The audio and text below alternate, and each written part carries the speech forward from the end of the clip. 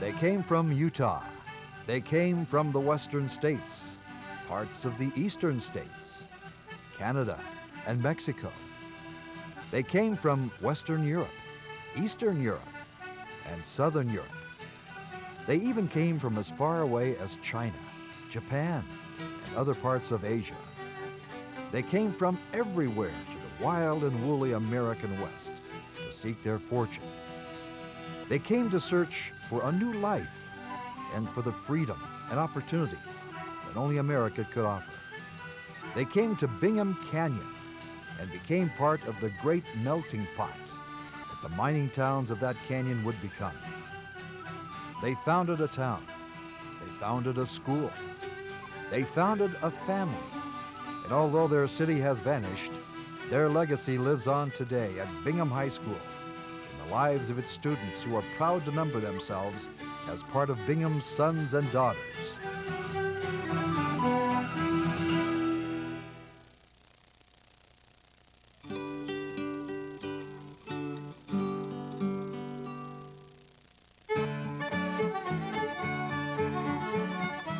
Bingham Canyon, located in the Ochre Mountains in southwestern Salt Lake Valley, was named after two Mormon pioneers, Thomas and Stanford Bingham. In 1848, they were sent to the area by Brigham Young to herd horses and cattle. While there, they discovered gold, but were advised by Brigham Young not to mine at that time.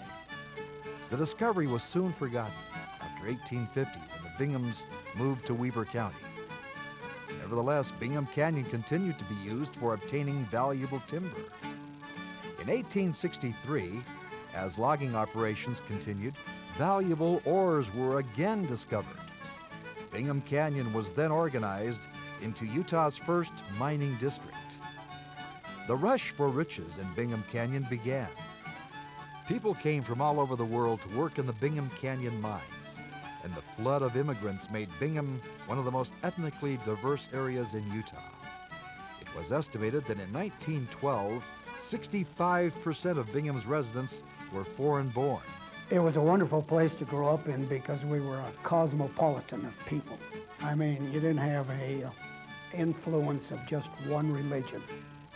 I grew up with Japanese people, Mexican people, Yugoslavs. So I would say it was a town that you grew up in that give you every opportunity in the world to advance. People were real supportive of each other, even though it was quite an ethnic mix. Being a mining town, a lot of people came from all over the world. There were Chinese people, Japanese people, many what we today would call Hispanic people, Mexicans, Puerto Ricans, and yet everybody seemed to get along extremely well. Everyone was very tolerant and respectful of each other's differences. People tended to live in their own areas of the community. There was Greek Town, the Japanese people lived together. Frog Town was where a group of French immigrants settled. The Swedish people had their street and so on. But they were very supportive of each other.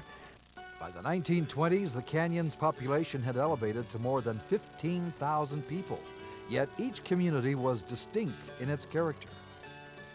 Finns, Swedes, and Norwegians came to Carfork.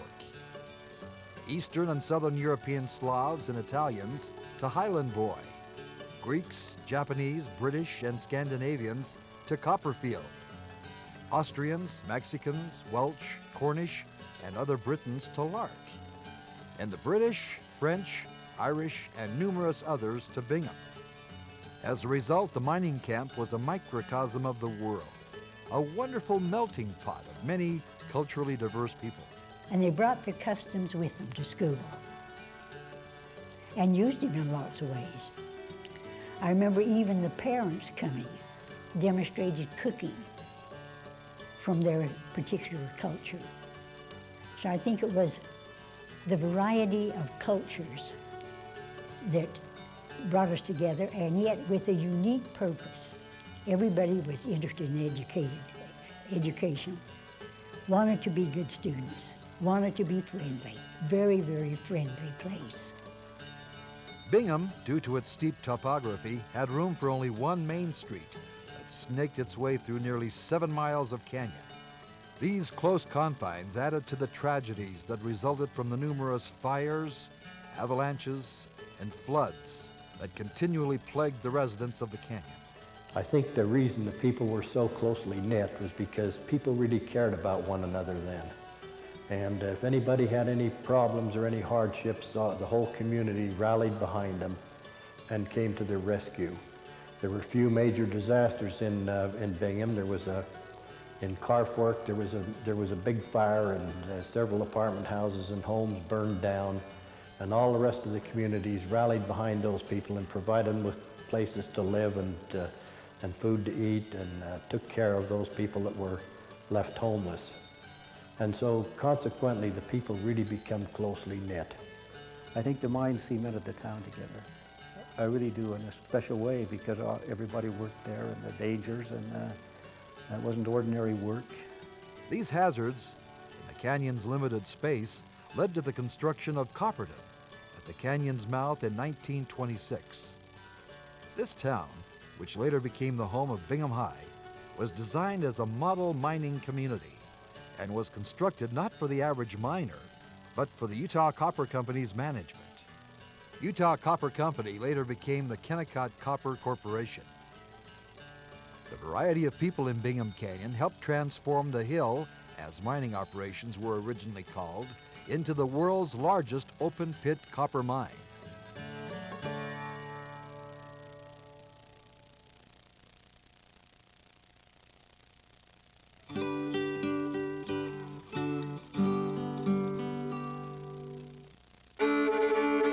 Public education had its beginnings in Bingham Canyon as early as 1873, when residents petitioned Salt Lake County to organize a school district. However, for the next 35 years, one could only advance to grade 8 in Bingham's educational system. In the fall of 1908, with E.C. Hart as the supervising teacher, Bingham High School was established as a branch of Jordan High School in the recently created Jordan School District. Classes were held in some rooms located above Canyon Hall, on the corner of Bingham's Main Street and Markham Gulch. F.G. Eskelson was made principal of Bingham High in January 1910, and the school was made independent of Jordan High. Bingham High's first graduating class was the class of 1912, which totaled 5 students. That same year, the Jordan School District started construction on a new high school building north of Canyon Hall, adjacent to the Central Grade School. This 3-story red brick structure, which had 2 big doors that opened onto Bingham's Main Street, was completed in 1913. It was an interesting old building. At first, it was like 3 buildings hooked together. They had the primary children, the junior high school, and the high school. We had wonderful experiences there. On the other side of the elementary school, a few hundred feet down the canyon, a multi-storied physical education building with a gymnasium, circular track, and swimming pool was opened in 1915. This welcomed addition for Bingham's sports later became the town's recreational civic center. Students from the towns of Bingham, Copperfield, Highland Boy, and Lark were brought to this new school with buses pulled by horses. The high school's first building was used until 1925. In that year, due to overcrowding, enrollment had reached 140 students. Bingham High was moved to a blackish-blue brick structure located a few hundred yards up the street in Bingham. But even this 4-storied building, dubbed the Old Blue Prison by some, wasn't big enough for long. By 1931, Bingham's miners were again moved to a spacious new building with 26 classrooms and a gymnasium in Copperton. Although many Binghamites were very unhappy about the school moving out of their city, they soon adopted it as their own. To live in Copperton was a choice experience because everybody gets along. Everybody's concerned about everybody else, and everybody's your friend.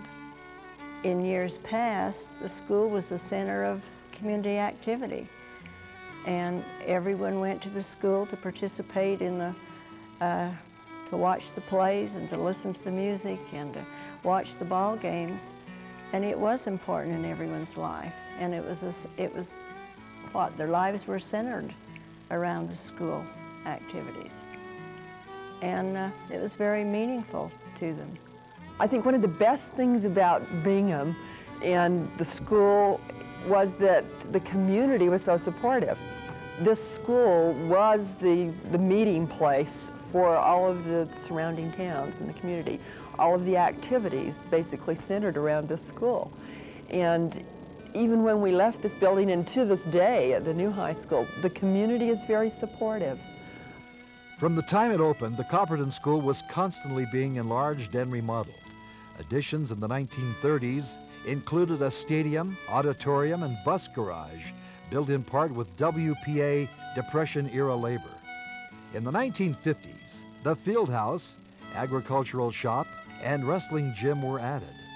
The final additions occurred in the 1960s, when a girls' gym, music rooms, team and teachers' classrooms, auto mechanic shop, and a dance studio were completed. When the city of Bingham was torn down in the late 1950s and 1960s due to the expansion of the open pit copper mine, it seemed as though Bingham High would have plenty of room for years to come. However, in 1957, the Jordan District School Board changed the boundaries of Bingham High School. The towns of Bluffdale, Harriman, Riverton, South Jordan, and West Jordan, which formerly sent their students to Jordan High, were now assigned to go to Bingham High, along with the students from Lark, Copperton, and Bingham. Despite some initial reluctance by a few of the Valley students to attend Bingham, the new students soon felt at home, traveling up from the Valley to Copperton every day. Everybody was friendly. It's always been helpful, and if anybody had any problems, there was always somebody standing by to help. I think it's been a wonderful, wonderful student body right from the beginning, and still is. Well, the fact that it's here in Copperton, a nice small community, very hometownish, people who grew up here, went to school here, worked for Kennecott, that close-knit community nature. We had a lot of teachers who were here, of course, a lot of students who lived right here close by, and it was a kind of out of the way. It wasn't, the big school that it is today, and that's not to knock the new Bingham High School, but this one had a quaintness about it that it just brings back a lot of fond memories. And if you wanted to get away from the school, you go over to the Copperton Park, and if you've been there, it's just a wonderful haven. It's quiet, it's got lots of trees, it's cool, and people today come up to Copperton, to this park, as a getaway. And that's the way this community always was, and I think it'll always be remembered. To me, it was a getaway from the Valley. It was, we were just kind of snuggled up here. It was just a haven. So many kids in the school went on to do great things, and they did great things because I think they got something out of Bingham High School. I think that they learned to live with other people. The population of the southwestern portion of the Salt Lake Valley boomed in the 1960s, causing the enrollment of Bingham High to skyrocket from 231 in 1957 to more than 950 in the early 1970s. At this time, it was decided that still another Bingham High School would have to be built. The 40-acre site selected for the new school was in South Jordan at 104 South and 2160 West. At the urging of the student body, which by this time consisted mostly of Valley students, the school board decided to retain the name of Bingham and the mascot of a miner for the new school. This fourth Bingham High, which was designed on the open classroom plan for 2,400 students, opened its doors in September 1975 with an enrollment of 1,246. Taking 4 years in the planning and construction stages, the new Bingham High was still not finished when it opened. School was hectic the entire first year as construction crews worked around students and faculty members who tried to make the best of a difficult situation. Nevertheless, old traditions were continued and new traditions were added at the new South Jordan School, which by the 1990s had grown to be the largest high school in the state of Utah. I think the motto is people serving people, caring not individually for yourself, but people helping people. I think that's a good motto for the community. and for Bingham High School, which will and has lived on as they've gone from here down to South Jordan. We were so happy when they kept the name of Bingham High School, when they moved it to South Jordan, because it has so many traditions and so much wonderful, wonderful reputation. So we wanted it to be preserved, and we were grateful when they did that. Despite the fact that Bingham High has had 5 locations and 4 buildings since its beginning in 1908, has left the town at Bingham and even Bingham Canyon, the school has tried to maintain its distinctive character. Locations, physical facilities, and times have changed. But for Bingham High, it has not been the bricks and mortar that have made the school, but its traditions, faculty, and students. This has made Bingham one of a kind, a school that has had a blast of a past and is looking forward to a dynamite future.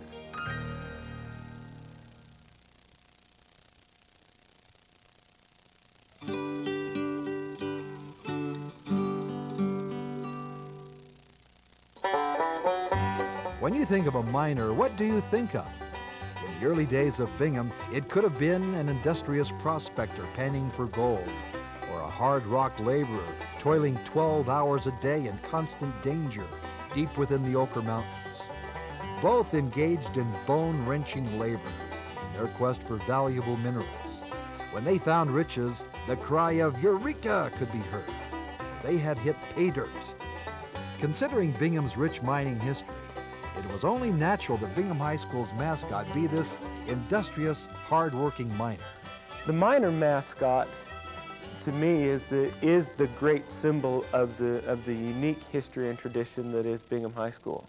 It is a connection to what Bingham High School was and how it started, and really is the perfect symbol for this connection to things in the past and to the people who made this all happen. So it just absolutely went along with what our community stood for. And they have carried that out even though they've moved away from the mining community. You take this certain society, this community, back to its roots. Hardworking people who made their living pulling minerals and elements out of the hillside.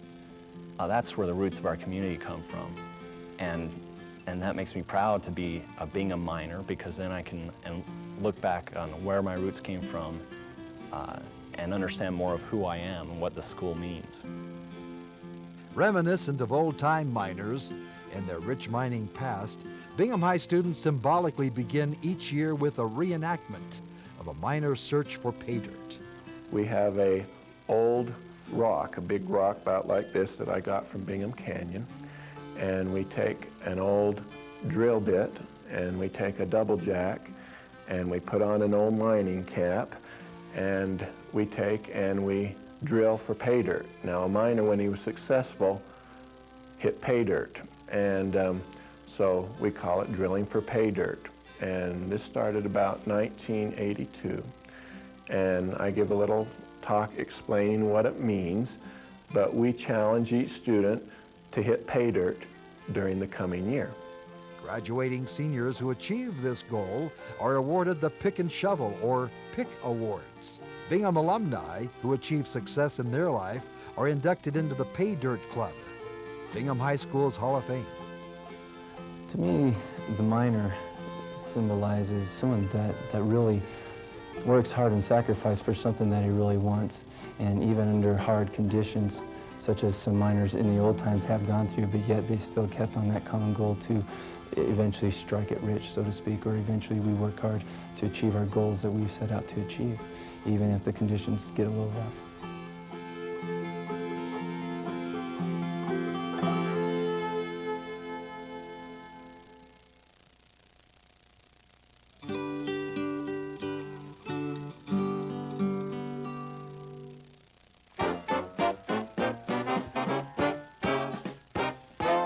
During the 90 years that Bingham High has been in existence, it is not surprising that many memorable traditions have been established. Some have passed by the wayside and have been forgotten. Some have changed and developed, and some have grown strong and endured. Nevertheless, traditions play an important part in any high school, in linking it to its past and giving it perspective for the future. It was always kind of traditional. It was a traditional thing that the 7th graders got set on the fountain. You didn't know whether you was going to get hurt or what was happening when all those big senior boys would come and get you. And so it was quite tense at first when you got here in the 7th grade, but everybody then accepted you. One of Bingham's oldest traditions is whitewashing the bee on the side of the Ochre Mountains. This first occurred in 1927 when students selected a site for a bee just above the Bingham and Garfield Railroad line on the north side of Bingham Canyon. In April of that year, the proud miners trekked up the steep mountainside and moved rocks into place to form a block letter B. Assembling together to form a bucket brigade from the old railroad line to the base of the B, they then splashed the rocks with whitewash. This was a big thing every year. And the senior class would take over, and this would be their donation to the school, is they'd buy the whitewash and everything else, and the whole class would go up and whitewash the school, the B. Every year ended up in a whitewashing fight. Everyone would come back with whitewash all over them. And so you just normally expected that you should wear your old clothes when you went up. It's always a fun experience. Other activities were later added to this annual sprucing up, and this became known as Bee Day. Then we had competitions between each of the grades, the classes, the juniors, the sophomores, and the seniors, and it was just an all-around great activity.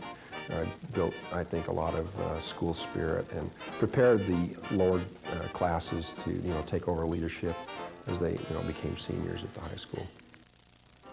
Bingham's school song had its origin in 1930. That year, a contest was held to select a new school song, as 2 earlier versions had proven to be unsatisfactory. The winner of the contest was senior Jack Smith, who composed the words to a song he entitled Bingham, Sons and Daughters. He set his words to a popular 1920s tune that was known as Sons of Burgundy.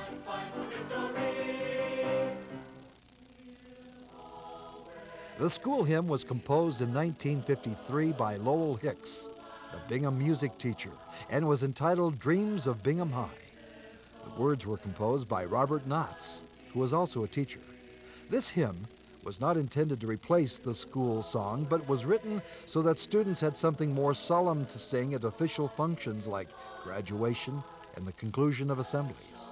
And it wasn't something that was just on the books but never used. But to this day, assemblies at Bingham High School end with the student body standing and singing the school hymn. And I don't think when he wrote that song, he expected it to become as significant as it has been.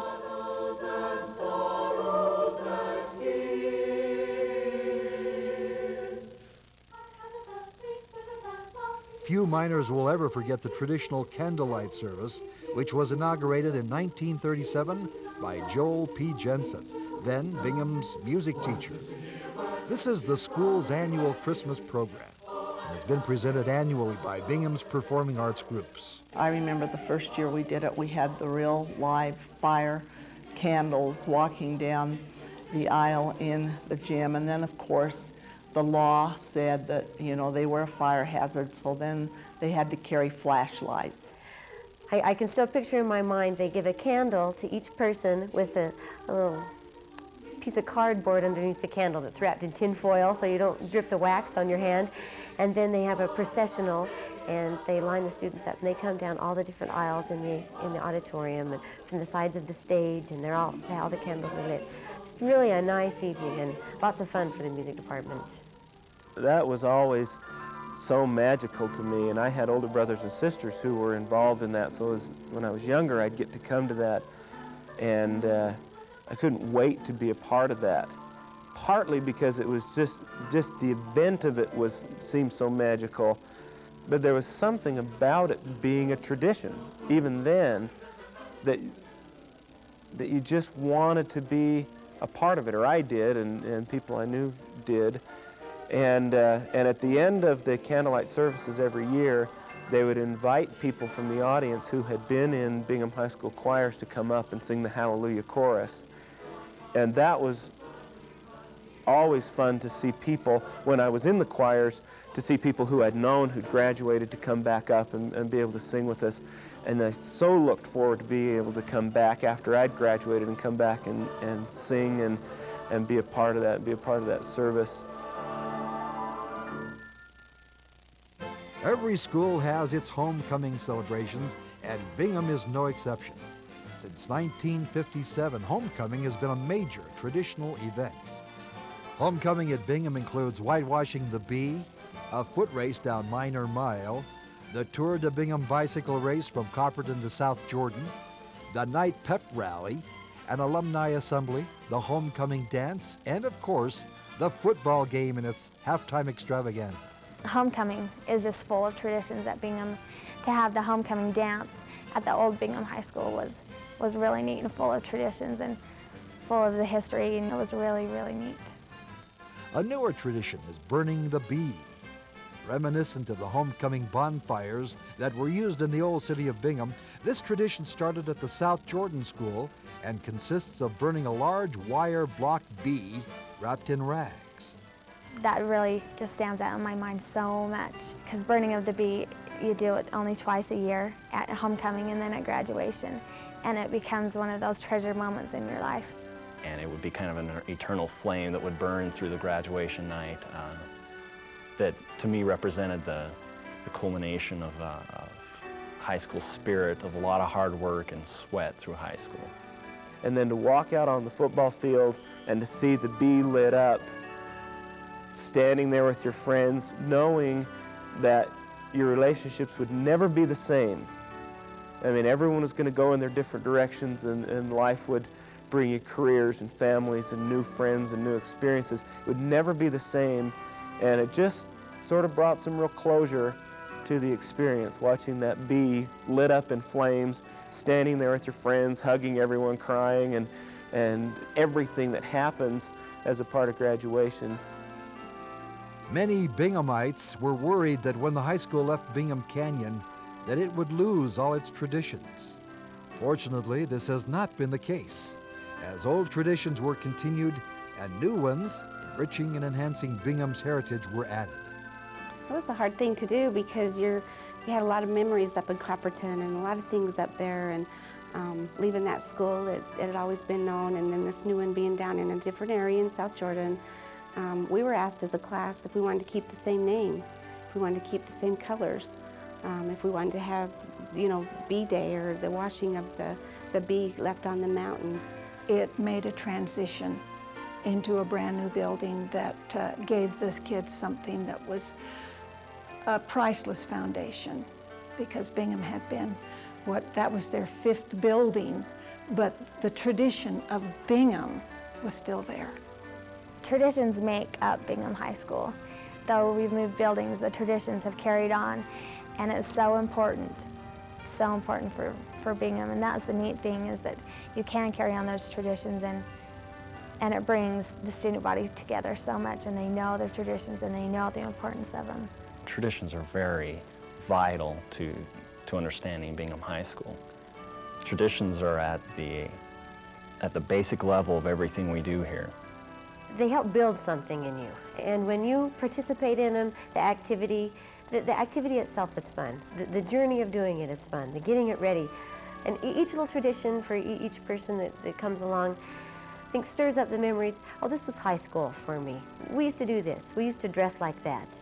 And the little simple traditions, whether they seem silly now or not, helped make high school for you.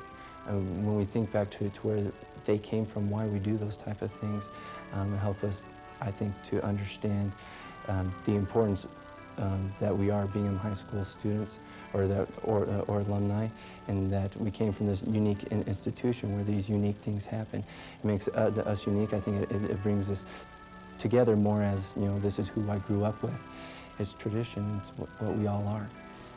Well, I think it went back so far, and you carried on those traditions. It's kind of neat to talk to people, about those things. And the traditions, they change a little bit, but if you talk to older alumni who have been there before, you have something in common because you're all doing the same type things. I think traditions instill in students and in the whole school a sense of place in time, and also a sense of belonging and of cohesion with your past.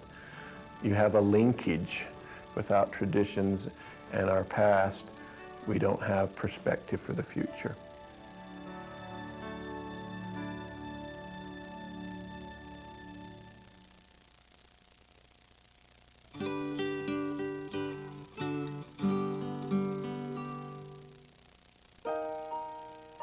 Some of the lasting memories of Bingham High School are those of the teachers who have helped to create and maintain a tradition of academic excellence. Academics has always been the priority at Bingham High School, where caring and inspiring teachers have opened doors to new worlds and have given young miners opportunities to explore, grow, and learn in preparing them for life. Everyday student life was good for the simple reason we had teachers who they loved you. There was a lot of love shown by the teachers for the kids, and it was the amount of intelligence that they put out was what they had.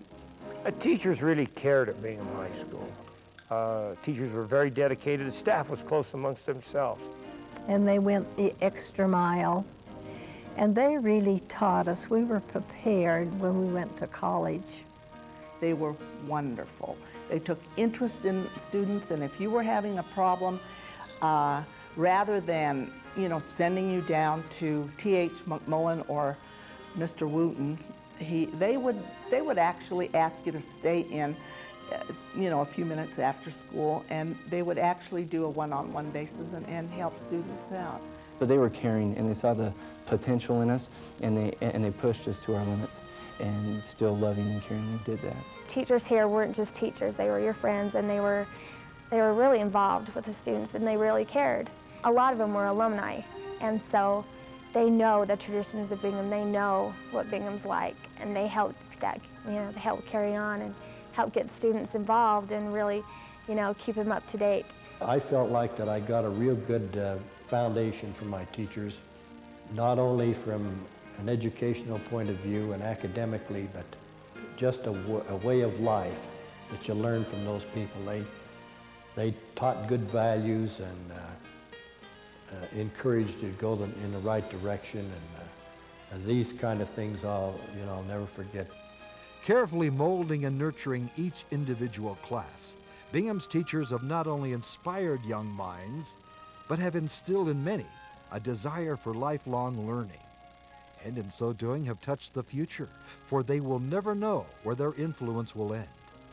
Joyce Sanders Lundberg said it well when she wrote, "A teacher is someone who senses